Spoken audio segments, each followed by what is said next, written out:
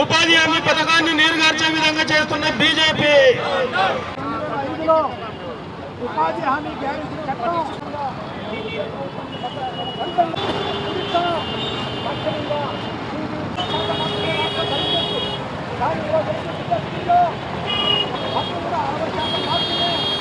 చెప్పు 60% నుంచి ఏ రకంగా భరించగలుగుతారు భరించలేదు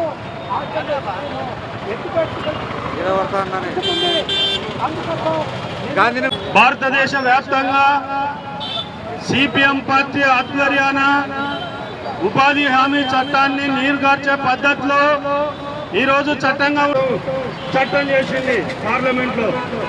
మేము కోరేది ఏమంటే అయ్యా ఉపాధి హామీ చట్టాన్ని మహాత్మా గాంధీ పేరు మీద ఉన్న చట్టాన్ని రామ్జీ పేరు మీద మారుస్తుందంటే ఈ రోజు పార్లమెంట్ లో కుహానా మేధావులంతా కలిసి పార్లమెంటు సభ్యులంతా అంటే బీజేపీ పాలకులు దీన్ని మతపరంగా మార్చి ఆ తర్వాత ఈ స్కీమ్ ని ఎత్తేయాలని చెప్పేసి దాన్ని స్కీమ్ గా మార్చాలని చెప్పేసి ఒక ప్రయత్నం జరుగుతా ఉంది. మేము అడుగుతా ఉన్నాం సిపిఎం పార్టీగా, అయ్యా ప్రజలకు తిండి పెట్టలేని మీరు ఈ రోజు మతరాజ్యాన్ని నెలకొల్పాలని దగుల్బాజీ ప్రయత్నం సిపిఎం జిందాబాద్ జిందాబాద్ జిందాబాద్ జిందాబాద్ జిందాబాద్ జిందాబాద్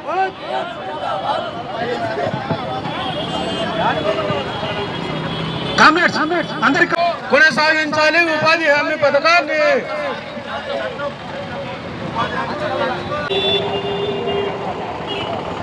నిన్న పార్లమెంట్లో నరేగా చట్టాన్ని మార్పు చేసి మహాత్మా గాంధీ పేరును తొలగించి ఆ చట్టాన్ని మొత్తం ఒక స్కీమ్గా మార్చినటువంటి పరిస్థితి నిన్న పార్లమెంట్లో జరిగింది.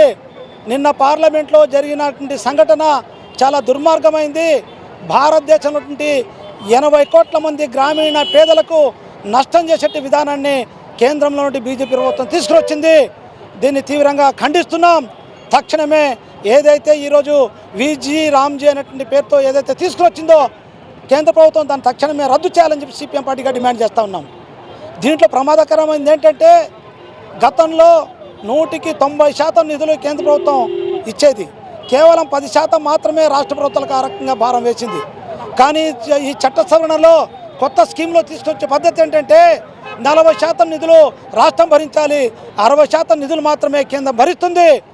ఆ రకంగా కొనసాగితే మాత్రం ఏదైతే ఇప్పుడు ఉపాధి హామీ చట్టం ఉందో అది నీరుగార్చడమే తప్ప అది కొనసాగించడానికి ఏమాత్రం అవకాశం ఉండదు. ఎందుకంటే రాష్ట్రాల్లో దగ్గర డబ్బులు ఉండవు, జిఎస్టీ ద్వారా వచ్చే డబ్బులే ఇవ్వట్లేదు. మరి 40% నిధులు ఏ రకంగా 1000 కోట్ల రూపాయలు ఏ రకంగా భరించగలుగుతుంది?